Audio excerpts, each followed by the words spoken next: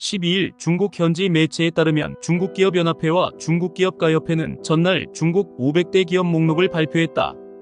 500대 기업 총 영업이익은 110조 700억 위안 약 2경 원으로 전년 대비 1.58% 증가했다.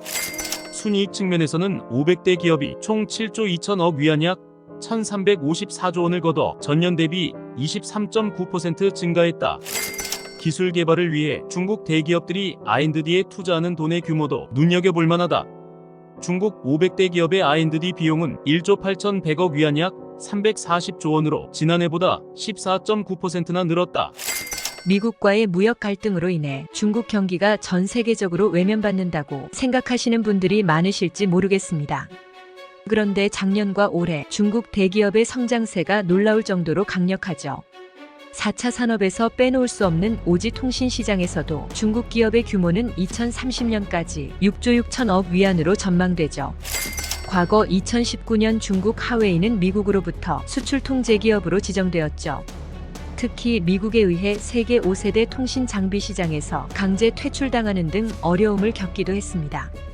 그러나 5년이 지난 지금 하웨이는 제재 이전 수준으로 매출을 회복했습니다. 2024년 올해 상반기 매출만 4,175억 위안 78조 6천억 원으로 작년 동기 대비 34.3% 증가했으니까요. 세계 주요국 반도체 장비 조달 규모에서도 중국의 약진이 확인됩니다. 중국 반도체 장비 조달 규모의 폭발적인 상승세를 볼 수 있습니다. 전 세계 전기차 배터리 시장 역시 CATL의 비중이 LG 배터리를 넘어서는 모양새죠. 같은 중국 기업인 BYD, FARASIS, CALB의 성장률을 보면 점유율은 낮긴 하지만 압도적인 성장률을 보이고 있습니다. 그만큼 중국 배터리 시장의 점유율이 높아지고 있는 것이죠. 중국의 배터리 시장 점유율을 높일 수 있는 것은 바로 배터리에 들어가는 원자재 가격을 조절할 수 있기 때문으로 보입니다. 2차 전지 재료 중에 리튬, 코발트, 니켈 등이 있죠.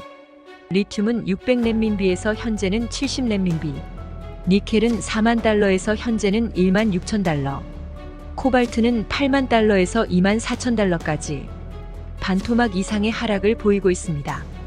리튬의 경우 중국에서 주로 생산되고 있고 중국은 이러한 리튬 가격을 결정할 수 있다 보니 아무래도 배터리 시장에서 가격 경쟁에서 우위를 점할 수 있다고 봅니다.